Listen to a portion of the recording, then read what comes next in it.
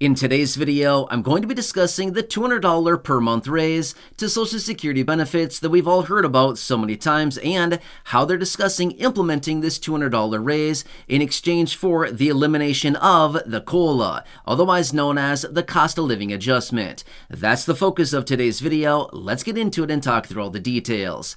Now, at first glance, when I said that, what is your reaction? I'd love to hear what your thoughts are down below in the comment section. Would you rather have the $200 per month raise to your benefits applied immediately and never get another COLA, or would you rather not have the $200 per month raise and continue getting COLAs for basically the rest of our lives? I don't know, interesting concept, but this is what they're talking about as of right now. And again, I want to bring this to your attention here in this video because this is an interesting trade-off. But again, I want to talk you through some numbers. I want to talk you through the statistics and the different math behind all of this, because based on what is going on currently right now, it would make much more sense to take the $200 up front and literally never get another COLA versus getting a COLA and basically never seeing the $200 raise. So again, I would love to hear your comments down below. This is an interesting concept. However, let me talk you through the details really quickly about this. Now, the last couple of years here, obviously, we've been dealing with massive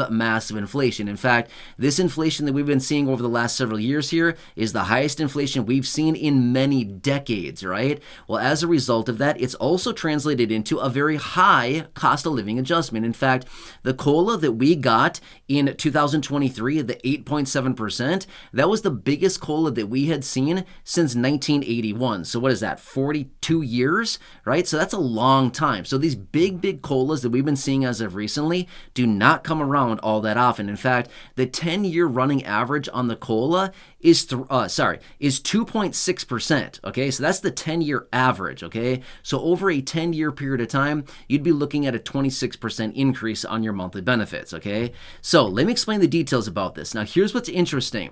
Between 2023 and 2024, the COLAs, again, 8.7% in 2023 and obviously 3.2% this year for 2024.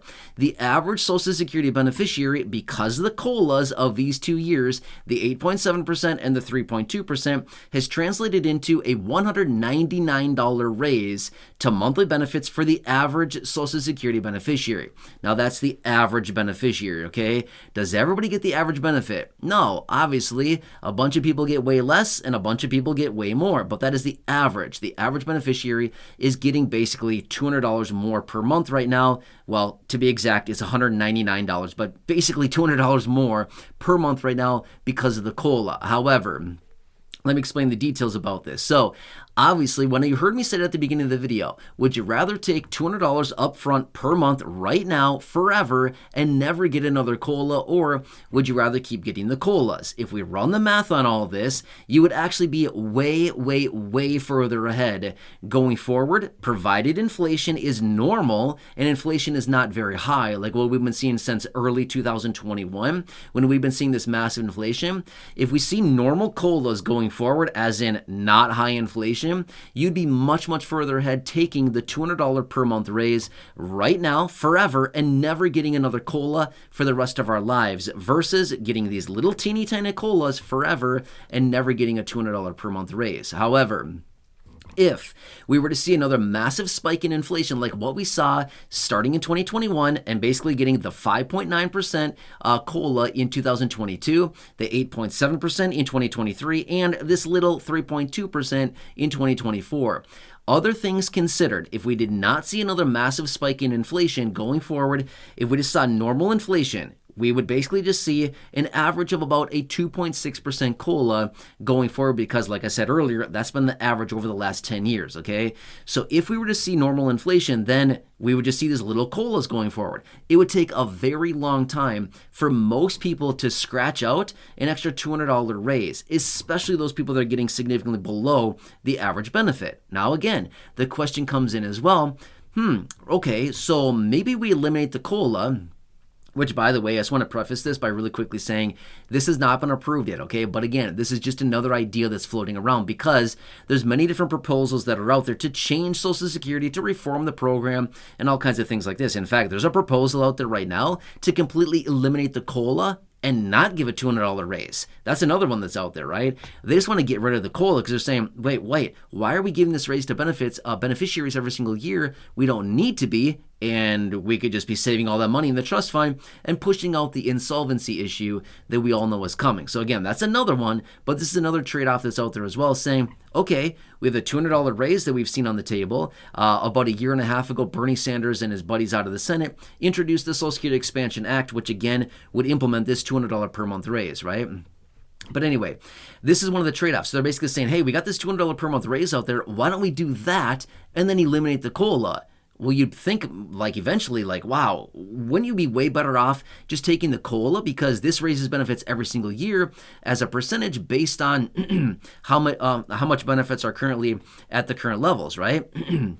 So as a result of that, you would think like, wow, we would just keep taking the COLA and benefits would eventually eclipse the $200